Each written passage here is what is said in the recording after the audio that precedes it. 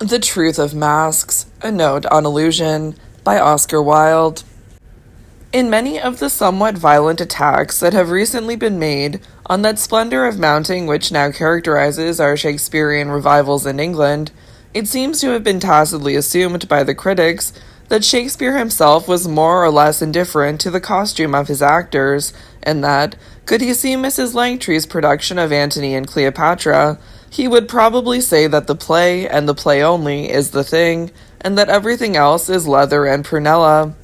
While, as regards any historical accuracy in dress, Lord Lytton, in an article in the 19th century, has laid it down as a dogma of art that archaeology is entirely out of place in the presentation of any of Shakespeare's plays, and the attempt to introduce it one of the stupidest pedantries of an age of prigs. Lord Lytton's position I shall examine later on, but as regards the theory that Shakespeare did not busy himself much about the costume wardrobe of his theatre, anybody who cares to study Shakespeare's method will see that there is absolutely no dramatist of the French, English, or Athenian stage who relies so much for his illusionist effects on the dress of his actors as Shakespeare does himself. Knowing how the artistic temperament is always fascinated by beauty of costume, he constantly introduces into his plays masks and dances purely for the sake of the pleasure which they give the eye. And we have still his stage directions from the three great processions in Henry VIII, directions which are characterized by the most extraordinary elaborateness of detail, down to the collars of SS and the pearls in Anne Boleyn's hair.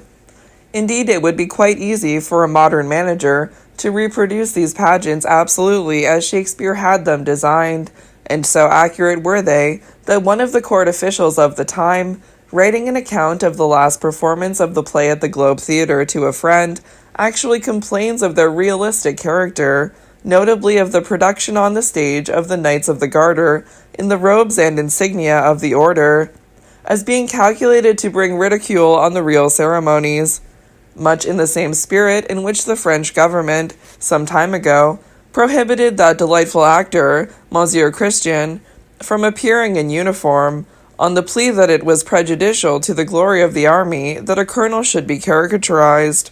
And elsewhere, the gorgeousness of apparel which distinguished the English stage under Shakespeare's influence was attacked by the contemporary critics, not as a rule, however, on the grounds of the democratic tendencies of realism, but usually on those moral grounds which are always the last refuge of people who have no sense of beauty. The point, however, which I wish to emphasize is, not that Shakespeare appreciated the value of lovely costumes in adding picturesqueness to poetry, but that he saw how important costume is as a means of producing certain dramatic effects. Many of his plays, such as Measure for Measure, Twelfth Night, The Two Gentlemen of Verona, All's Well That Ends Well, Cymbeline, and others, depend for their illusion on the character of the various dresses worn by the hero or the heroine. The delightful scene in Henry VI, on the modern miracles of healing by faith, loses all its point unless Gloucester is in black and scarlet, and the denouement of the Merry Wives of Windsor hinges on the color of Anne Page's gown. As for the uses Shakespeare makes of disguises, the instances are almost numberless. Posthumus hides his passion under a peasant's garb, and Edgar his pride beneath an idiot's rags. Portia wears the apparel of a lawyer, and Rosalind is attired in all points as a man. The cloak-bag of Pisciano changes Imogen to the young Fidel. Jessica flees from her father's house in boy's dress, and Julia ties up her yellow hair in fantastic love knots and dons hose and doublet. Henry VIII woos his lady as a shepherd, and Romeo his as a pilgrim. Prince Hal and Poins appear first as footpads and buckram suits, and then in white aprons and leather jerkins as the waiters in a tavern.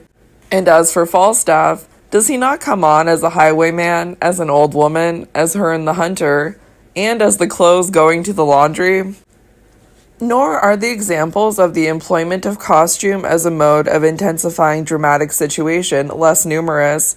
After slaughter of Duncan, Macbeth appears in his nightgown as if aroused from sleep. Timon ends in rags, the play he had begun in splendor. Richard flatters the London citizens in a suit of mean and shabby armor, and, as soon as he has stepped in blood to the throne, marches through the streets in crown and George and garter. The climax of The Tempest is reached when Prospero, throwing off his enchanter's robes, sends Ariel for his hat and rapier, and reveals himself as the great Italian duke. The very ghost in Hamlet changes his mystical apparel to produce different effects. And as for Juliet, a modern playwright would probably have laid her out in her shroud and made the scene a scene of horror merely, but Shakespeare arrays her in rich and gorgeous raiment, whose loveliness makes the vault a feasting presence full of light, turns the tomb into a bridal chamber, and gives the cue and motive for Romeo's speech of the triumph of beauty over death. Even small details of dress, such as the color of a major domo's stockings, the patterns of a wife's handkerchief, the sleeve of a young soldier, and a fashionable woman's bonnets, become in Shakespeare's hands points of actual dramatic importance. And by some of them, the action of the play in question is conditioned absolutely.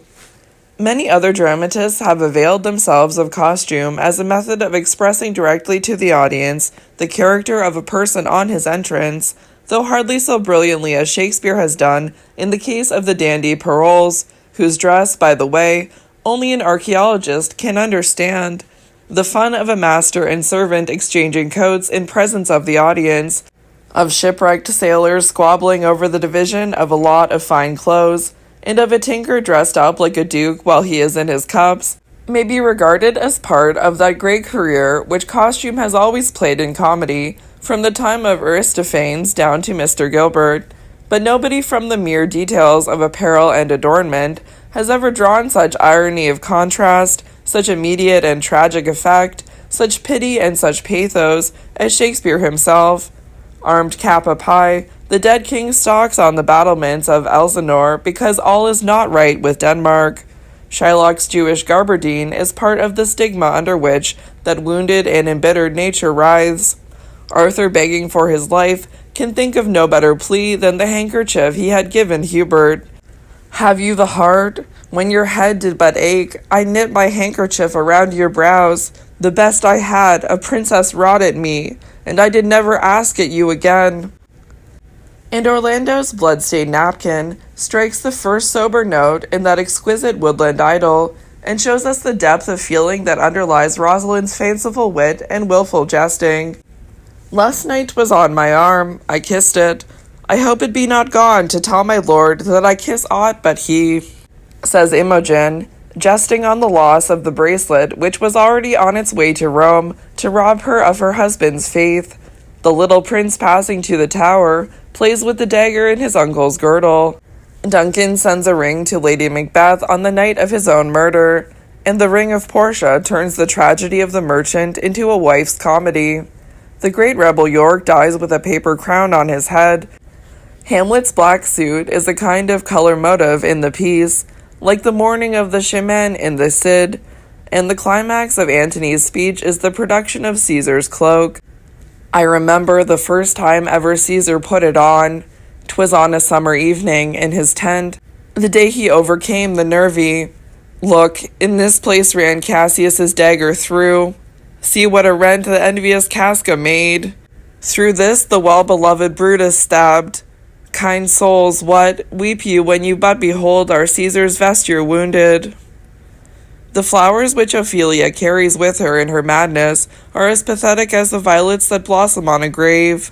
The effect of Lear's wandering on the heath is intensified beyond words by his fantastic attire, and when Claudin, stung by the taunt of that simile which his sister draws from her husband's raiment, arrays himself in that husband's very garb to work upon her the deed of shame, we feel that there is nothing in the whole of modern French realism, nothing even in Thérèse Raquin, that masterpiece of horror, which for terrible and tragic significance can compare with this strange scene in Cymbeline. In the actual dialogue also, some of the most vivid passages are those suggested by costume. Rosalind's, "Dost thou think, though I am caparisoned like a man, I have a doublet and hose in my disposition?"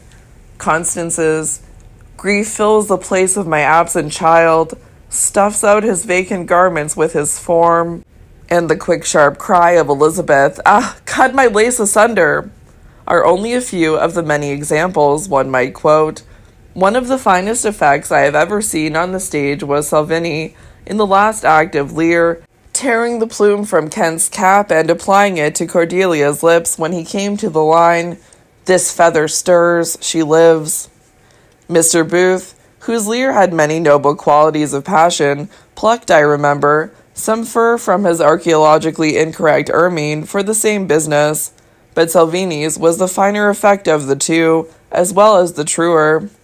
And those who saw Mr. Irving in the last act of Richard III have not, I am sure, forgotten how much the agony and terror of his dream was intensified by contrast through the calm and quiet that preceded it, and the delivery of such lines as, "What, is my beaver easier than it was, and all my armor laid into my tent? Look that my staves be sound and not too heavy." Lines which had a double meaning for the audience, remembering the last words which Richard's mother called after him as he was marching to Bosworth. "Therefore take with thee my most grievous curse, which in the day of battle tire thee more than all the complete armor that thou wearest." As regards the resources which Shakespeare had at his disposal, it is to be remarked that, while he more than once complains of the smallness of the stage on which he has to produce big historical plays, and of the want of scenery which obliges him to cut out many effective open-air incidents, he always writes as a dramatist who had at his disposal a most elaborate theatrical wardrobe, and who could rely on the actors taking pains about their makeup. Even now it is difficult to produce such a play as The Comedy of Errors, and to the picturesque accident of Miss Ellen Terry's brother resembling herself, we owe the opportunity of seeing Twelfth Night adequately performed. Indeed, to put any play of Shakespeare's on the stage, absolutely as he himself wished it to be done, requires the services of a good property man, a clever wig maker, a costumer with a sense of color and a knowledge of textures, a master of the methods of making up, a fencing master, a dancing master, and an artist to direct personally the whole production. For he is most careful to tell us the dress and appearance of each character. Racine abhor la réalité, says Auguste Vacquerie somewhere. Il ne daigne pas s'occuper dans son costume, si l'on s'en rapportait aux indications du poète. Agamemnon serait vêtu d'un sceptre et Achilles d'une épée. But with Shakespeare it is very different. He gives us directions about the costumes of Perdita, Florizel, Autolycus, the witches in Macbeth, and the apothecary in Romeo and Juliet, several elaborate descriptions of his fat knight, and a detailed account of the extraordinary garb in which Petruchio is to be married. Rosalind, he tells us, is tall, and is to carry a spear and a little dagger. Celia is smaller, and is to paint her face brown, so as to look sunburnt. The children who play at fairies in Windsor Forest are to be dressed in white and green, a compliment, by the way, to Queen Elizabeth, whose favorite colors they were, and in white, with green garlands and gilded visors, the angels are to come to Catherine in Kimbleton. Bottom is in homespun. Lysander is distinguished from Oberon by his wearing an Athenian dress, and Launce has holes in his boots. The Duchess of Gloucester stands in a white sheet with her husband in mourning beside her.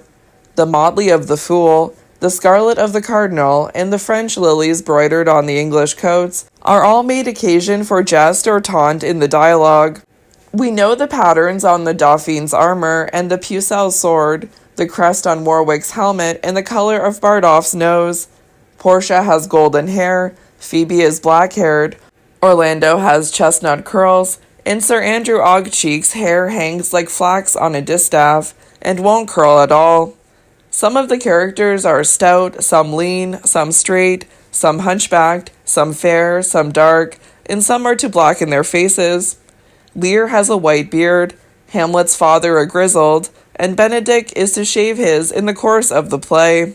Indeed, on the subject of stage beards, Shakespeare is quite elaborate, tells us of the many different colors in use, and gives a hint to actors always to see that their own are properly tied on. There is a dance of reapers in rye straw hats, and of rustics in hairy coats like satyrs, a mask of Amazons, a mask of Russians, and a classical mask. several immortal scenes over a weaver in an ass's head, a riot over the colour of a coat which it takes the Lord Mayor of London to quell, and a scene between an infuriated husband and his wife's milliner about the slashing of a sleeve.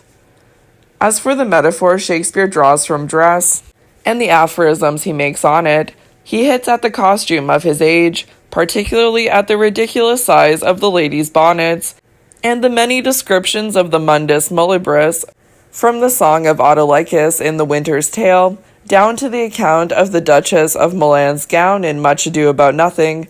They are far too numerous to quote, though it may be worthwhile to remind people that the whole of the philosophy of clothes is to be found in Lear's scene with Edgar, a passage which has the advantage of brevity and style over the grotesque wisdom and somewhat mouthing metaphysics of Sartor Resartus. But I think that from what I have already said, it is quite clear that Shakespeare was very much interested in costume. I do not mean in that shallow sense by which it has been concluded, from his knowledge of deeds and daffodils, that he was the Blackstone and Paxson of the Elizabethan age, but that he saw that costume could be made at once impressive of a certain effect on the audience and expressive of certain types of character, and is one of the essential factors of the means which a true illusionist has at his disposal. Indeed, to him, the deformed figure of Richard was of as much value as Juliet's loveliness. He sets the serge of the radical beside the silks of the lord, and sees the stage effects to be got from each. He has as much delight in Caliban as he has in Ariel, in rags as he has in cloth of gold, and recognizes the artistic beauty of ugliness. The difficulty Ducis felt about translating Othello in consequence of the importance given to such a vulgar thing as a handkerchief, and his attempt to soften its grossness by making the Moor reiterate, "Le bandeau, le bandeau," may be taken as an example of the difference between la tragédie philosophique and the drama of real life, and the introduction for the first time of the word mouchoir at the Théâtre Français was an era in that romantic realistic movement of which Hugo is the father and Monsieur Zola the enfant terrible, just as the classicism of the earlier part of the century was emphasized by Talma's refusal to play Greek heroes any longer in a powdered periwig, one of the many instances, by the way, of that desire for archaeological accuracy in dress which has distinguished the great actors of our age. In criticizing the importance given to money in La Comédie Humaine, Théophile Gautier says that Balzac may claim to have invented a new hero in fiction, Le Héros Métallique. Of Shakespeare it may be said that he was the first to see the dramatic value of doublets, and that a climax may depend on a crinoline. The burning of the Globe Theatre, an event due, by the way, to the results of the passion for illusion that distinguished Shakespeare's stage management, has unfortunately robbed us of many important documents, but in the inventory, still in existence, of the costume wardrobe of a London theatre in Shakespeare's time, there are mentioned particular costumes for cardinals, shepherds, kings, clowns, friars, and fools, green coats for Robin Hood's men, and a green gown for Maid Marian, a white and gold doublet for Henry V, and a robe for Longshanks, besides surplices, copes, damask gowns, gowns of cloth of gold and of cloth of silver, taffeta gowns, calico gowns, velvet coats, satin coats, frieze coats, jerkins of yellow leather and of black leather, red suits, grey suits, French Pierrot suits, a robe for which to go invisible, which seems inexpensive at £3 10 and 4 incomparable fardingales, all of which show a desire to give every character an appropriate dress. There are also entires of Spanish, Moorish, and Danish costumes, of helmets, lances, painted shields, imperial crowns, and papal tiaras, as well as of costumes for Turkish janissaries, Roman senators, and all the gods and goddesses of Olympus, which evidence a good deal of archaeological research on the part of the manager of the theatre. It is true that there is a mention of a bodice for Eve, but probably the Danae of the play was after the fall. Indeed, anybody who cares to examine the age of Shakespeare will see that archaeology was one of its special characteristics. After that revival of the classical forms of architecture, which was one of the notes of the Renaissance, in the printing at Venice and elsewhere of the masterpieces of Greek and Latin literature, had come naturally an interest in the ornamentation and costume of the antique world. Nor was it for the learning that they could acquire, but rather for the loveliness that they might create, that the artists studied these things. The curious objects that were being constantly brought to light by excavations were not left to molder in a museum, for the contemplation of a callous curator, and the ennui of a policeman bored by the absence of crime. They were used as motives for the production of a new art, which was to be not beautiful merely, but also strange. Infasira tells us that in 1485, some workmen digging on the Appian Way came across an old Roman sarcophagus inscribed with the name Julia, daughter of Claudius. On opening the coffer, they found within its marble womb the body of a beautiful girl of about 15 years of age, preserved by the embalmer's skill from corruption and the decay of time. Her eyes were half open, her hair rippled round her in crisp curling gold, and from her lips and cheek the bloom of maidenhood had not yet departed. Borne back to the capital, she became at once the center of a new cult, and from all parts of the city crowded pilgrims to worship at the wonderful shrine, till the Pope, fearing lest those who had found the secret of beauty in a pagan tomb might forget what secrets Judea's rough and rock-hewn sepulchre contained, had the body conveyed away by night, and in secret buried. Legend though it may be, yet the story is none the less valuable as showing us the attitude of the Renaissance towards the antique world. Archaeology to them was not a mere science for the antiquarian. It was a means by which they could touch the dry dust of antiquity into the very breath and beauty of life, and fill with the new wine of romanticism forms that else had been old and outworn. From the pulpit of Nicola Pisano down to Mantegne's Triumph of Caesar, and the Service Cellini designed for King Francis, the influence of this spirit can be traced. Nor was it confined merely to the immobile arts, the arts of arrested movement, but its influence was to be seen also in the great Greco-Roman masques, which were the constant amusement of the gay courts of the time, and in the public pomps and processions with which the citizens of big commercial towns were wont to greet the princes that chanced to visit them. Pageants, by the way, which were considered so important that large prints were made of them and published, a fact which is a proof of the general interest at the time in matters of such kind.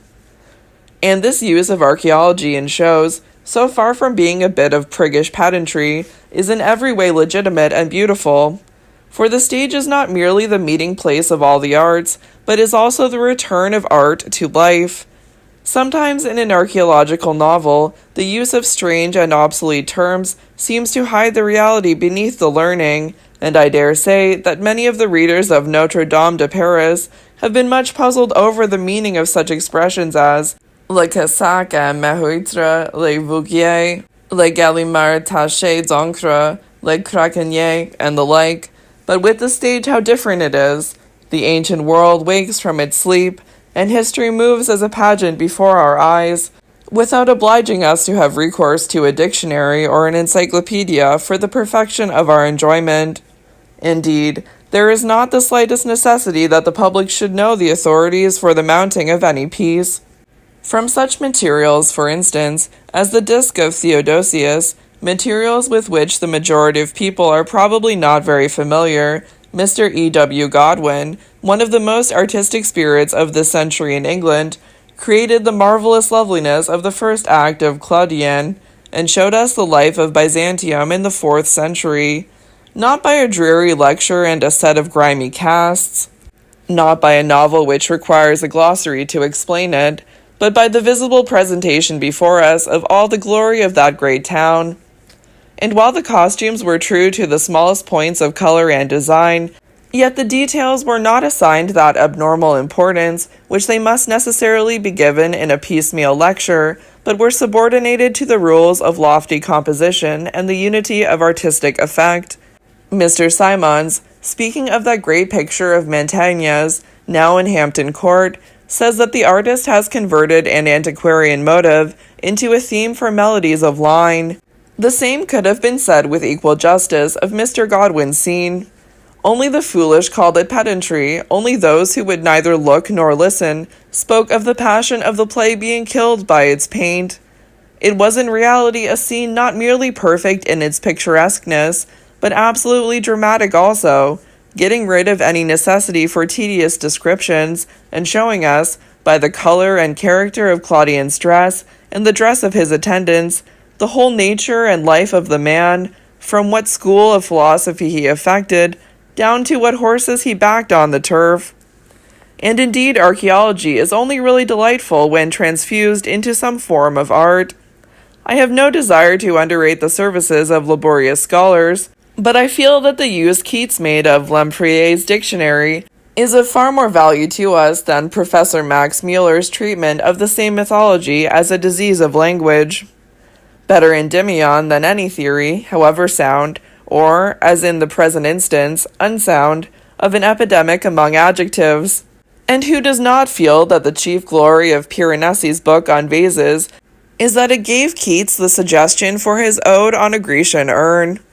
Art, and art only, can make archaeology beautiful, and the theatric art can use it most directly and most vividly, for it can combine in one exquisite presentation the illusion of actual life with the wonder of the unreal world. But the 16th century, 1500s, was not merely the age of Vitruvius. It was the age of Vesilio also. Every nation seemed suddenly to have become interested in the dress of its neighbors. Europe began to investigate its own clothes, and the amount of books published on national costumes is quite extraordinary. At the beginning of the century, the Nuremberg Chronicle, with its 2,000 illustrations, reached its 5th edition, and before the century was over, 17 editions were published of Munster's Cosmography. Besides these 2 books, there were also the works of Michael Collins, of Hans Weigel, of Amann, and of Vesilio himself, all of them well illustrated, some of the drawings in Vesilio being probably from the hand of Titian. Nor was it merely from books and treatises that they acquired their knowledge.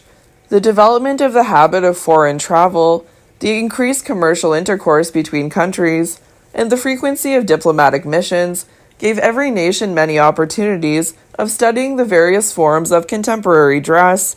After the departure from England, for instance, of the ambassadors from the Tsar, the Sultan, and the Prince of Morocco, Henry VIII and his friends gave several masks in the strange attire of their visitors. Later on, London saw, perhaps too often, the sober splendor of the Spanish court, and to Elizabeth came envoys from all lands, whose dress, Shakespeare tells us, had an important influence on English costume. And the interest was not confined merely to classical dress, or the dress of foreign nations.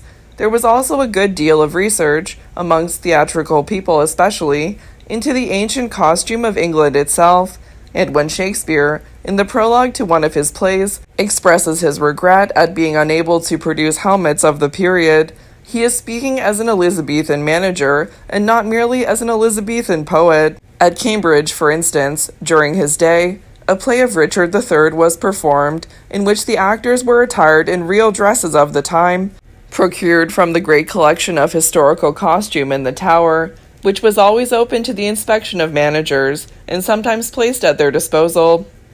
And I cannot help thinking that this performance must have been far more artistic, as regards costume, than Garrick's mounting of Shakespeare's own play on the subject, in which he himself appeared in a nondescript fancy dress, and everybody else in the costume of the time of George III, Richmond especially being much admired in the uniform of a young guardsman. For what is the use to the stage of that archaeology which has so strangely terrified the critics, but that it, and it alone, can give us the architecture and apparel suitable to the time in which the action of the play passes? It enables us to see a Greek dressed like a Greek, and an Italian like an Italian, to enjoy the arcades of Venice and the balconies of Verona, and, if the play deals with any of the great eras in our country's history, to contemplate the age in its proper attire, and the king in his habit as he lived. And I wonder, by the way, what Lord Lytton would have said some time ago, at the Princess's Theatre, had the curtain risen on his father's Brutus reclining in a Queen Anne chair, attired in a flowing wig and a flowered dressing gown, a costume which in the last century was considered peculiarly appropriate to an antique Roman. For in those halcyon days of the drama, no archaeology troubled the stage or distressed the critics, and our inartistic grandfathers sat peaceably in a stifling atmosphere of anachronisms, and beheld with the calm complacency of the age of prose an Ishimo in powder and patches, a Lear in lace ruffles, and a Lady Macbeth in a large crinoline. I can understand archaeology being attacked on the ground of its excessive realism, but to attack it as pedantic seems to be very much beside the mark. However, to attack it for any reason is foolish. One might just as well speak disrespectfully of the equator. For archaeology, being a science, is neither good nor bad, but a fact simply. Its value depends entirely on how it is used, and only an artist can use it. We look to the archaeologist for the materials, to the artist for the method. In designing the scenery and costumes for any of Shakespeare's plays, the first thing the artist has to settle is the best date for the drama.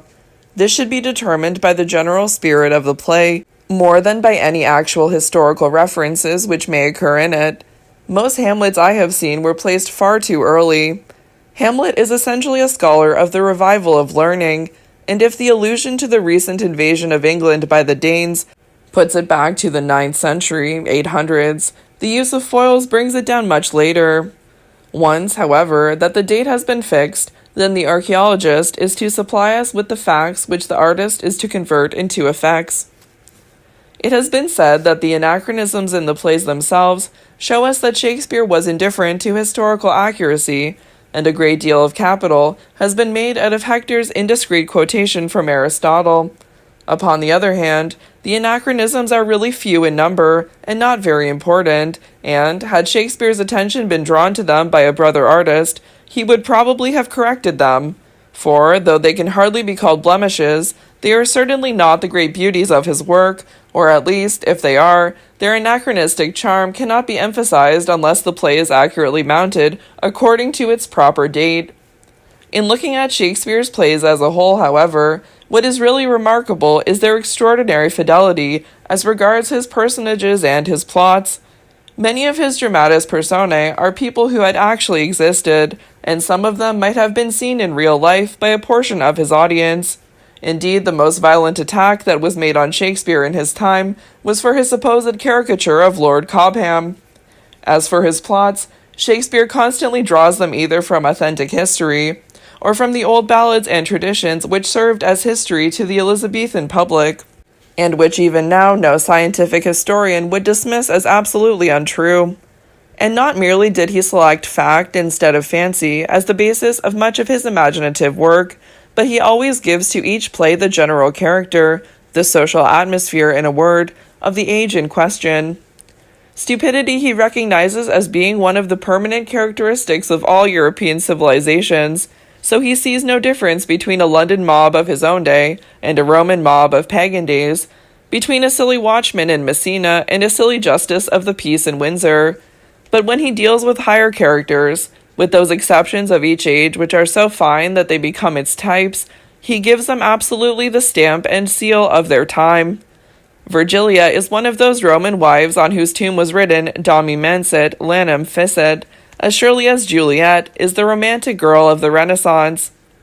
He is even true to the characteristics of race. Hamlet has all the imagination and irresolution of the northern nations, and the Princess Catherine is as entirely French as the heroine of De Vaucannes. Harry V is a pure Englishman, and Othello a true Moor. Again, when Shakespeare treats of the history of England from the 14th, 1300s, to the 16th, 1500s centuries, it is wonderful how careful he is to have his facts perfectly right. Indeed, he follows Holinshed with curious fidelity. The incessant wars between France and England are described with extraordinary accuracy, down to the names of the besieged towns, the ports of landing and embarkation, the sites and dates of the battles, the titles of the commanders on each side, and the lists of the killed and wounded. And as regards the civil wars of the Roses, we have many elaborate genealogies of the 7 sons of Edward III. The claims of the rival houses of York and Lancaster to the throne are discussed at length. And if the English aristocracy will not read Shakespeare as a poet, they should certainly read him as a sort of early peerage. There is hardly a single title in the upper house, with the exception of course of the uninteresting titles assumed by the new lords, which does not appear in Shakespeare, along with many details of family history, creditable and discreditable. Indeed, if it be really necessary that the school board children should know all about the Wars of the Roses, they could learn their lessons just as well out of Shakespeare as out of shilling primers, and learn them, I need not say, far more pleasurably. Even in Shakespeare's own day, this use of his plays was recognized. The historical plays teach history to those who cannot read it in the chronicles, says Haywood in a tract about the stage, and yet I am sure that 16th century, 1500s, chroniclers were much more delightful reading than 19th century primers are. Of course, the aesthetic value of Shakespeare's plays does not, in the slightest degree, depend on their facts, but on their truth, and truth is independent of facts always, inventing or selecting them at pleasure. But still, Shakespeare's use of facts is a most interesting part of his method of work, and shows us his attitude towards the stage, and his relations to the great art of illusion. Indeed, he would have been very much surprised at anyone classing his plays with fairy tales, as Lord Lytton does, for one of his aims was to create for England a national historical drama, which should deal with incidents with which the public was well acquainted, and with heroes that lived in the memory of a people. Patriotism, I need hardly say, is not a necessary quality of art, but it means, for the artist, the substitution of a universal for an individual feeling, and for the public, the presentation of a work of art in a most attractive and popular form. It is worth noticing that Shakespeare's first and last successes were both historical plays. It may be asked, what has this to do with Shakespeare's attitude towards costume? I answer that a dramatist who laid such stress on historical accuracy of fact would have welcomed historical accuracy of costume as a most important adjunct to his illusionist method, and I have no hesitation in saying that he did so. The reference to helmets of the period in the prologue to Henry V may be considered fanciful, though Shakespeare must have often seen the very casque that did affright the heir of Agincourt, where it still hangs in the dusky gloom of Westminster Abbey, along with the saddle of that imp of fame, and the dinted shield with its torn blue velvet lining and its tarnished lilies of gold. But the use of military tabards in Henry VI is a bit of pure archaeology, as they were not worn in the 16th century, 1500s, and the king's own tabard, I may mention, was still suspended over his tomb in St. George's Chapel, Windsor, in Shakespeare's day.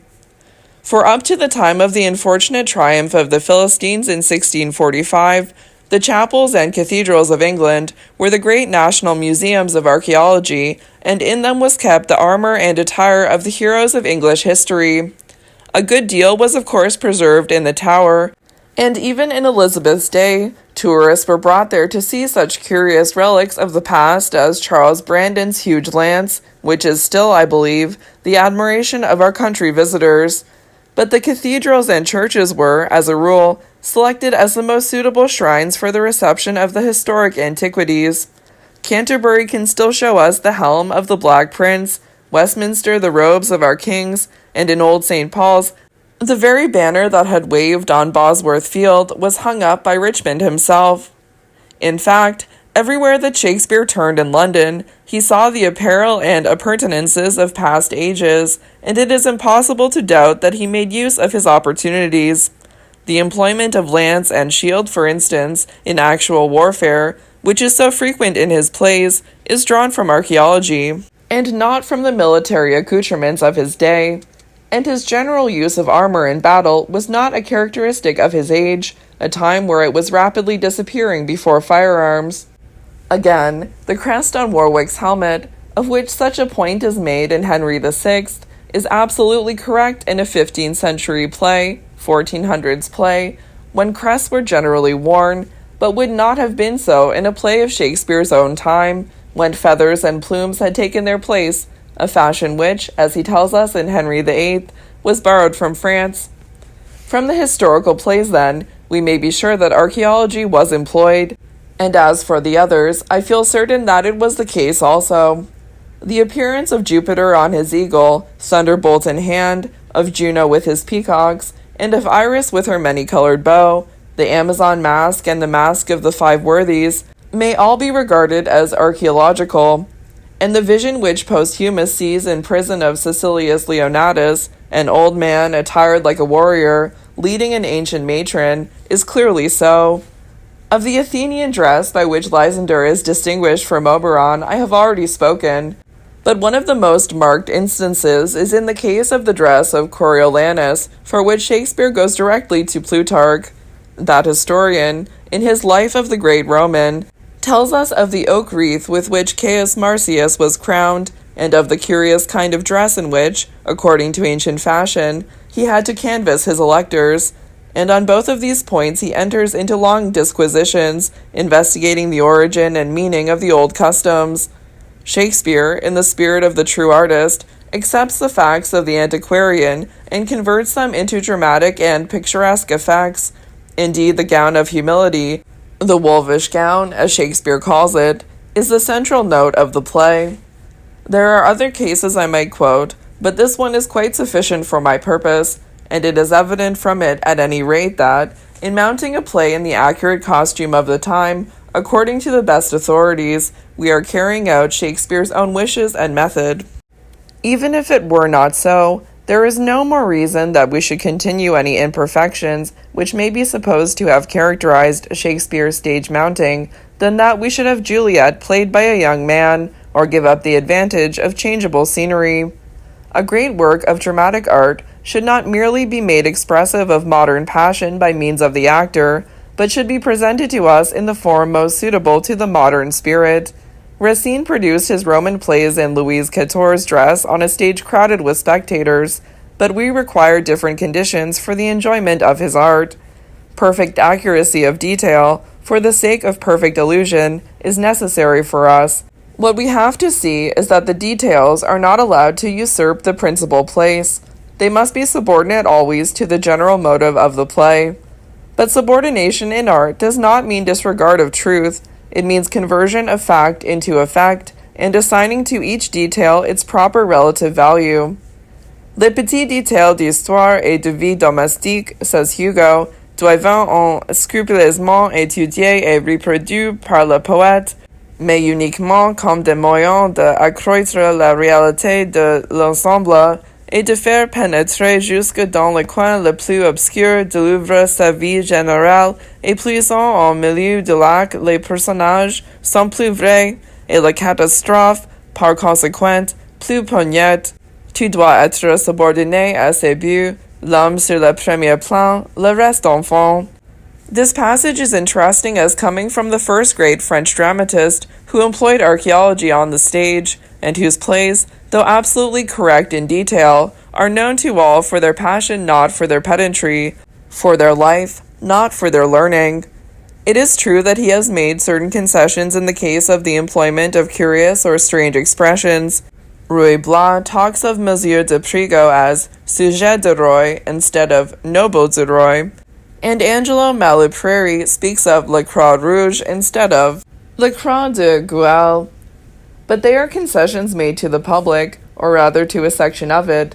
J'en offrir ici tous mes excuses aux spectateurs intelligents, he says in a note to one of the plays, espérant qu'un jour un seigneur vénitien pourra dire tout bonnement sans péril, sans blason sur le théâtre, c'est un progrès qui viendra. And, though the description of the crest is not couched in accurate language, still the crest itself was accurately right. It may, of course, be said that the public do not notice these things. Upon the other hand, it should be remembered that art has no other aim but her own perfection, and proceeds simply by her own laws, and that the play which Hamlet describes as being caviar to the general is a play he highly praises. Besides, in England, at any rate, the public have undergone a transformation. There is far more appreciation of beauty now than there was a few years ago, and though they may not be familiar with the authorities and archaeological data for what is shown to them, still they enjoy whatever loveliness they look at. And this is the important thing. Better to take pleasure in a rose than to put its root under a microscope. Archaeological accuracy is merely a condition of illusionist stage effect. It is not its quality. And Lord Lytton's proposal that the dresses should merely be beautiful without being accurate is founded on a misapprehension of the nature of costume and of its value on the stage. This value is twofold, picturesque and dramatic. The former depends on the color of the dress, and the latter on its design and character. But so interwoven are the two that, whenever in our own day historical accuracy has been disregarded, and the various dresses in a play taken from different ages, the result has been that the stage has been turned into that chaos of costume, that caricature of the centuries, the fancy dress ball, to the entire ruin of all dramatic and picturesque effect. For the dresses of one age do not artistically harmonize with the dresses of another, and, as far as dramatic value goes, to confuse the costumes is to confuse the play. Costume is a growth, an evolution, and a most important, perhaps the most important, sign of the manners, customs, and mode of life of each century. The Puritan dislike of color, adornment, and grace in apparel was part of the great revolt of the middle classes against beauty in the 17th century, 1600s. A historian who disregarded it would give us a most inaccurate picture of the time, and a dramatist who did not avail himself of it would miss a most vital element in producing an illusionist effect. The effeminacy of dress that characterized the reign of Richard II was a constant theme of contemporary authors. Shakespeare, writing 200 years after, makes the king's fondness for gay apparel and foreign fashions a point in the play, from John of Gaunt's reproaches down to Richard's own speech in the third act on his deposition from the throne. And that Shakespeare examined Richard's tomb in Westminster Abbey seems to me certain from York's speech. See, King Richard doth himself appear, as doth the blushing discontented sun, from out the fiery portal of the east, when he perceives the envious clouds are bent to dim his glory. For we can still discern on the king's robe his favorite badge, the sun issuing from a cloud. In fact, in every age the social conditions are so exemplified in costume, that to produce a 16th century, 1500s, play in 14th century, 1300s attire, or vice versa, would make the performance seem unreal because untrue. And, valuable as beauty of effect on the stage is, the highest beauty is not merely comparable with absolute accuracy of detail, but really dependent on it. To invent an entirely new costume is almost impossible, except in burlesque or extravaganza. And as for combining the dress of different centuries into one, the experiment would be dangerous, and Shakespeare's opinion of the artistic value of such a medley may be gathered from his incessant satire of the Elizabethan dandies for imagining that they were well dressed because they got their doublets in Italy, their hats in Germany, and their hose in France. And it should be noted that the most lovely scenes that have been produced on our stage have been those that have been characterized by perfect accuracy, such as Mr. and Mrs. Bancroft's 18th century 1700 revivals at the Haymarket, Mr. Irving's superb production of Much Ado About Nothing, and Mr. Barrett's Claudian. Besides, and this is perhaps the most complete answer to Lord Lytton's theory, it must be remembered that neither in costume nor in dialogue is beauty the dramatist's primary aim at all. The true dramatist aims first at what is characteristic, and no more desires that all his personages should be beautifully attired than he desires that they should all have beautiful natures or speak beautiful English. The true dramatist, in fact, shows us life under the conditions of art, not art in the form of life. The Greek dress was the loveliest the world has ever seen, and the English dress of the last century one of the most monstrous, yet we cannot costume a play by Sheridan as we would costume a play by Sophocles. For, as Polonius says in his excellent lecture, a lecture to which I am glad to have the opportunity of expressing my obligations, one of the first qualities of apparel is its expressiveness, and the affected style of dress in the last century was the natural characteristic of a society of affected manners and affected conversation, a characteristic which the realistic dramatist will highly value, down to the smallest detail of accuracy, and the materials for which he can get only from archaeology. But it is not enough that a dress should be accurate. It must be also appropriate to the stature and appearance of the actor, and to his supposed condition, as well as to his necessary action in the play.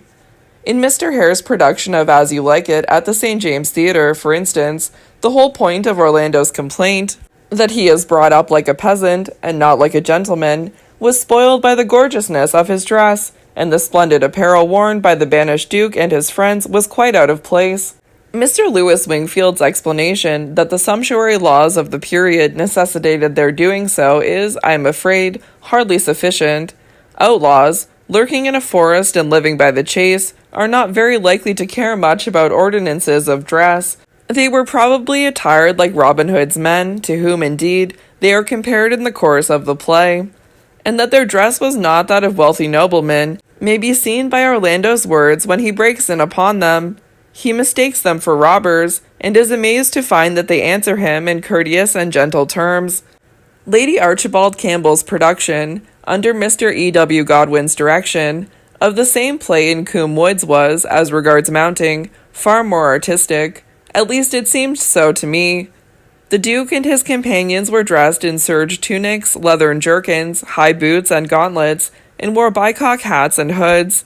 And as they were playing in a real forest, they found, I am sure, their dresses extremely convenient.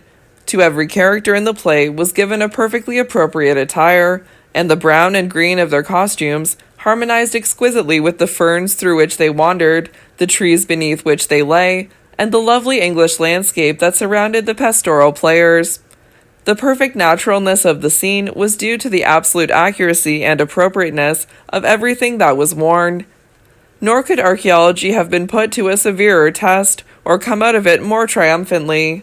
The whole production showed once for all that, unless a dress is archaeologically correct and artistically appropriate, it always looks unreal, unnatural, and theatrical in the sense of artificial. Nor, again, is it enough that there should be accurate and appropriate costumes of beautiful colors. There must be also beauty of color on the stage as a whole. And as long as the background is painted by one artist, and the foreground figures independently designed by another, there is the danger of a want of harmony in the scene as a picture. For each scene, the color scheme should be settled as absolutely as for the decoration of a room, and the textures which it is proposed to use should be mixed and remixed in every possible combination, and what is discordant removed. Then, as regards the particular kinds of colors, the stage is often made too glaring, partly through the excessive use of hot, violent reds, and partly through the costumes looking too new. Shabbiness, which in modern life is merely the tendency of the lower orders towards tone, is not without its artistic value, and modern colors are often much improved by being a little faded. Blue also is too frequently used. It is not merely a dangerous color to wear by gaslight, but it is really difficult in England to get a thoroughly good blue. The fine Chinese blue, which we all so much admire, takes 2 years to dye, and the English public will not wait so long for a color. Peacock blue, of course, has been employed on the stage, notably at the Lyceum, with great advantage, but all attempts at a good light blue or good dark blue, which I have seen, have been failures. The value of black is hardly appreciated. It was used effectively by Mr. Irving in Hamlet as the central note of a composition, but as a tone-giving neutral its importance is not recognized. And this is curious, considering the general color of the dress of a century in which, as Baudelaire says, nous célébrons tout quelque entièrement. The archaeologist of the future will probably point to this age as a time when the beauty of black was understood. But I hardly think that, as regards stage mounting or house decoration, it really is. Its decorative value is, of course, the same as that of white or gold. It can separate and harmonize colors. In modern plays, the black frock coat of the hero becomes important in itself and should be given a suitable background, but it rarely is.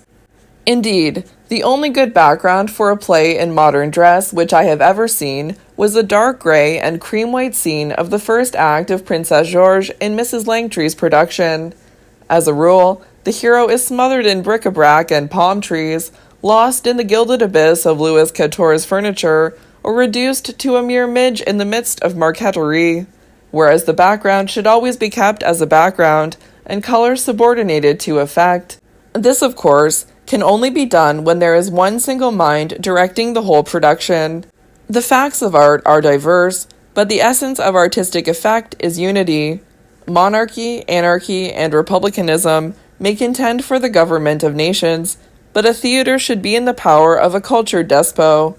There may be division of labor, but there must be no division of mind. Whoever understands the costume of an age understands of necessity its architecture and its surroundings also, and it is easy to see from the chairs of a century whether it was a century of crinolines or not. In fact, in art there is no specialism, and a really artistic production should bear the impress of one master, and one master only, who not merely should design and arrange everything, but should have complete control over the way in which each dress is to be worn. Mademoiselle Mars, in the first production of Hernani, absolutely refused to call her lover Mauleon unless she was allowed to wear a little fashionable toque, then much in vogue on the boulevards.